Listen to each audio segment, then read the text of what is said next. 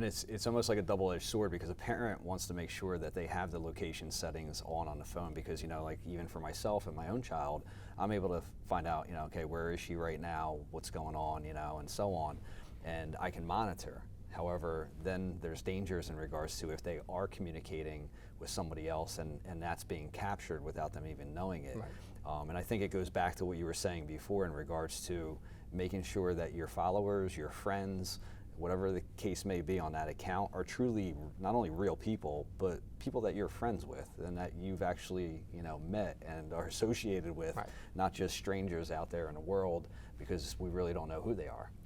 You eliminate that fear when you have the right people following you. I think it really goes back to that as well. Yeah, and So. I touch also on, parents were like, well, what do I do then? I need the location settings turned on, but they're potentially giving away their location, through the images. You can actually turn off the location settings for the camera on the phone.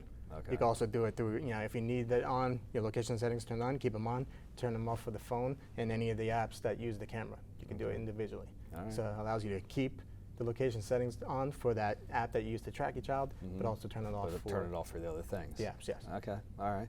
In terms of, since we're talking about monitoring online activity and tools for parents, what apps are available for parents to help monitor their child's online activity? Like, what are some that you have found in your work to be successful and user-friendly? All right, so some of the most popular ones that parents have told me that they use are Bark and Life 360. Okay. Right.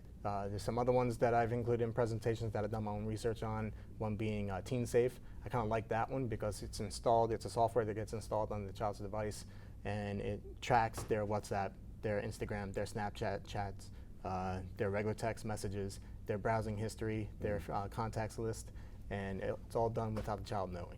Okay. So I think parents will like that one. Okay. I was like, hey, yeah, this is pretty good, right?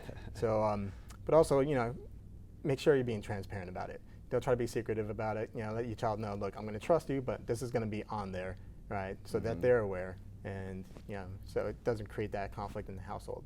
I know Disney has one. It's called Disney Circle. Okay. It's a little, it's like a white little box that pairs with the home router, and you can set up parental controls that way. They also will have one for, I think it's Circle Go.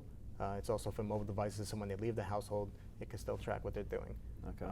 But there's a lot of them out there. You can just research them. That's how I got them on my presentation. Just go to Google, research. Each one does something that would be worthwhile for you. Just find which one works best for your family. Okay. All right. Thank you for that. And then also in terms of technology, I think we all know that it changes so rapidly, right? Every single year there's a new version of the iPhone out, or a Google Pixel, or whatever devices are out there, as well as even just software and apps. And there's always the next thing around the corner. You can try to get ahead of Snapchat or TikTok or whatever it might be, but there's going to be that next tool right there that we don't even know about yet. So what advice do you have for parents and guardians to be able to keep up with those tech changes? Like you mentioned, if their child's going to use that particular app, learn about it themselves, and as adults, those are sometimes things that maybe they don't even want to get involved with, but obviously it would be good to know. So what can they do? Well, if you have a child that's open and communicates that, ask them, hey, what's the current trends right now? What are your kids using? And if they share it, great. Look it up, install it on your phone, learn how it works. Create your own account, and just use it. Additionally, you can say, let's see, there's I'm trying to think what it is. It's sorry, it's on the tip of my tongue. Yeah, so you want to use the apps that they're using, right? But also like with the devices, right? Obviously, you can't buy the new iPhones all the time, but they're going to offer whatever they offer. And if the child doesn't share with you, what's there, you can always look it up on Google. I always go to Google for everything to update my presentations. I'm like, what's the current trends that kids are engaging in, right? And it's usually on there, and research what they are. Whether it's apps or if it's games, just constantly research yourself. That's how I find out. And it's the best way to do it. Google's or Bing, whatever search engine you want to use. Just make sure you're doing your own research, and just again keep those line of communications. If you can develop that early with a child and gain that trust, he or she then may say, okay, yes, this is what's going on, right? Because there's a lot out there that parents don't know about. One of the things I share with them. Like you talk about the boom in technology. There's apps out there that are calculator apps.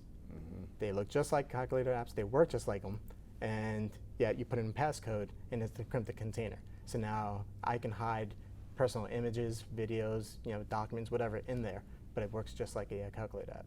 So then parents will ask, well, how do I know the difference? Every phone comes pre-installed with a calculator app, right? So if you have 2 on the child's phone and you see that, you ask your child, what's this app for? Oh, well, it's a scientific one. But we all know you turn the phone sideways, right? The regular calculator now becomes a scientific. So then call the bluff. So check their phones. If you see an app on their phone that you're not familiar with, look it up. Go to the Play Store or iTunes Store and learn what it is. Well, I think it goes back to what you were talking about before, having conversations with your children. So if there is something there, sit down with them, ask them to walk you through it. And let's face it, as digital natives, they are very tech savvy with all these things that come out, but their parents may not be, and that's okay. Having that conversation, I think, would be important. And I think it goes back to a lot of parents and guardians would probably be sitting here listening and saying, oh, I'm going to have all these apps on my phone, and I really don't have time for it, and I don't want to really get involved in that world. But I think it's important to also note that if they have to download an app just to learn about it, it doesn't mean that they have to use it every single day. No. They can just go on there, create their account. They can just basically follow their own child or be friends with their own child depending upon the tool. And it's just there for them to reference once in a while and just kind of get familiar with. But it's not something that they have to actually infuse into their already busy daily lives. And I think sometimes that's where that fear factor is. I just say play around with it. It's not going to cost you anything, and you can only gain from it because you know what your kid's using, and you can learn, what he or she has access to. Yeah, excellent. Well, listen, we wanted to thank you for joining us today. You've done some great work with our district, and I know a lot of other surrounding districts in regards to making sure that we're keeping children safe. Technology is certainly a very valuable tool, but one in which, of course, we know behind the scenes and sitting, in different sectors of the world are people that are using it inappropriately. So we want to make sure we continue to protect our children here. So, we certainly appreciate your work and the presentations you've done for our parents. And again, thank you for joining us today. So this concludes an edition of Every Hand Together, Pursuing Public Health, and we'd like to thank again Detective Santamaria for his time with us today. Thank you very much. Thank you. Thanks for having me. Yeah.